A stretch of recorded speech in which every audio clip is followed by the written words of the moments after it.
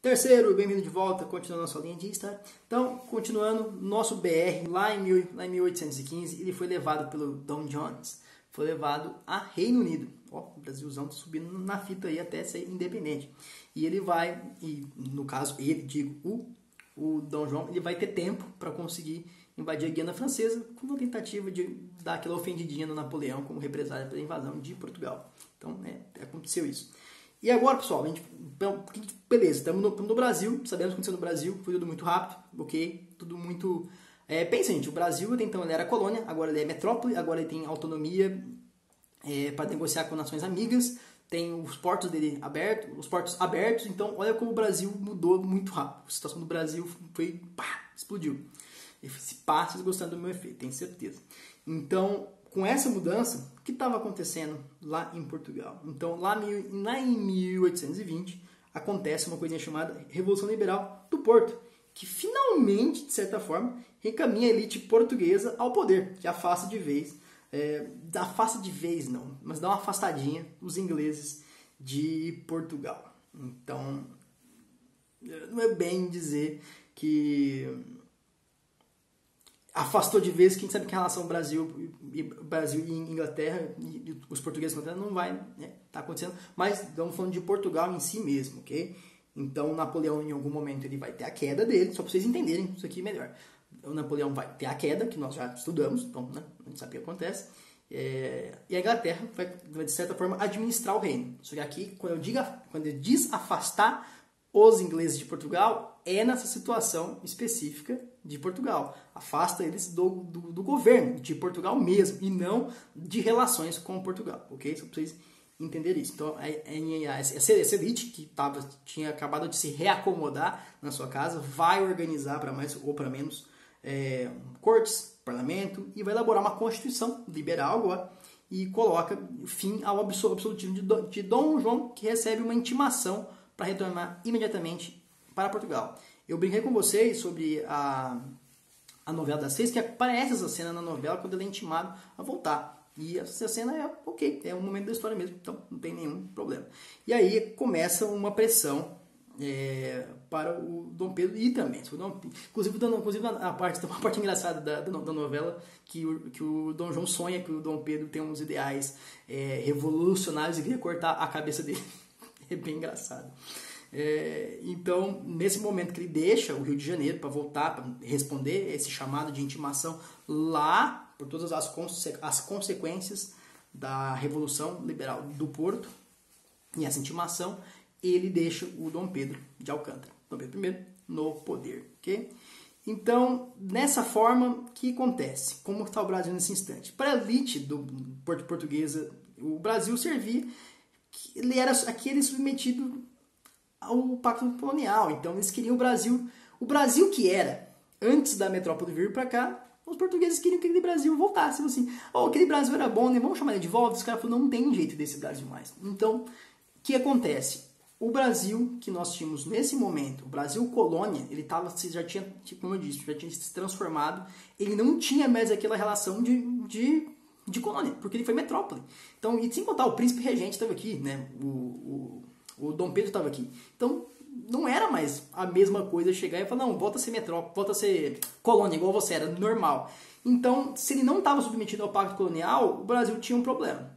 Ele começa a ser um problema aí que você, mas peraí, a gente quer que ele seja exatamente como ele era, uma colônia, mas as coisas mudaram e tem uma certa autonomia agora o Brasil.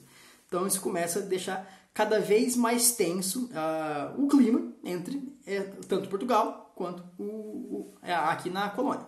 E aí acontece uma ruptura política, né, com a metrópole de fato, agora com Portugal retomado, né, todos os eventos acontecidos, Dom Jones lá em Portugal, aqui vai ter uma ruptura, vai começar a se organizar, como eu disse, por motivos óbvios, eles queriam que o Brasil voltasse a ser uma colônia normal, vai ter uma ruptura muito forte de política mesmo, porque não tem mais... Eles queriam instaurar, de certa forma,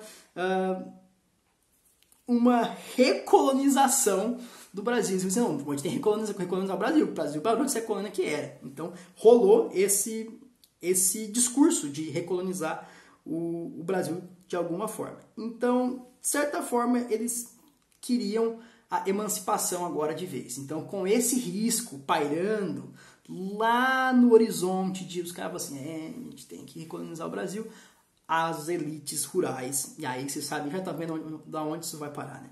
As elites rurais falou, não, a gente tem que incentivar essa emancipação mesmo, porque os proprietários rurais tinham interesse em agora ter essa emancipação com medo de ter aquela recolonização que ia tirar essa liberdade econômica do Brasil. Então, olha quem estava apoiando a independência do Brasil. Enquanto os diversos outros lugares, diversas outras independências do mundo, vai ter um apoio popular, vai ter uma participação popular muito forte, aqui a emancipação do Brasil está sendo apoiada pela galera com proprietário e tal, que estava gostando do Brasil livrinho para negociar mais, né, para ter mais espaço, mais abertura econômica. Então, existia, de certa forma, uma pressão muito grande inglesa para garantir um domínio comercial sobre o Brasil. Né? Porque o mercado brasileiro tinha acabado de nascer e era super interessante para eles, porque eles tinham todas as vantagens do mundo sobre isso. Então, o que acontece?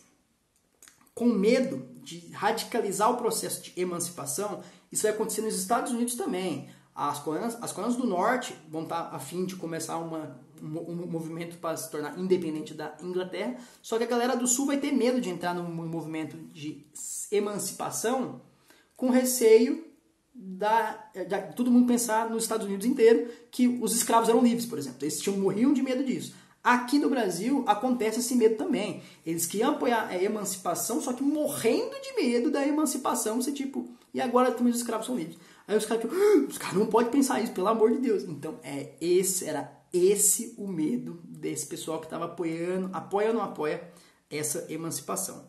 Então, nesse momento, qual que era a solução que eles pensavam? Tem o Dom Pedro, que parece manipulável, é jovem, vamos apoiar ele e dar continuidade aí a uma monarquia. Então, vamos ter um rei aqui do Brasil, vamos ter um responsável, de certa forma vamos dar continuidade a essa dinastia de Bragança, e a gente não vai correr risco, né, de ter um Brasil aí que talvez pode ser mal interpretado e, né, ser um pouco radicalizado os interesses aí. Então, essa era a saída que essa elite estava se organizando para tomar, porque essa era a melhor forma de conseguir a independência. Dessa forma, transformando o Brasil, mas tendo um monarca, né, de certa forma, nesse poder, né, era uma forma de manter a escravidão e toda essa estrutura latifundiária que, diversas terras na mão de um cara só, de forma muito simples e direta, não é mesmo? Então, isso começa a se instaurar e começa a se organizar lá no horizonte do nosso país. Então, com as cortes as cortes portuguesas, né, tomando algumas atitudes um pouco duvidosas e bem enérgicas, eu diria, ficou ainda mais fácil da elite brasileira de começar, né, se organizar e, de certa forma, pensar nessa emancipação cada vez mais forte, né? Acontece, eu tô falando muito hoje, mais do que o comum. Mas as cortes começaram a falar assim, não dá, tenho medo do Dom Pedro falar, fazer alguma besteira lá com o BR, manda ele de volta. E eles começam a exigir que o Dom Peter retorne para Portugal. Isso é um problema para esse ideal de emancipação.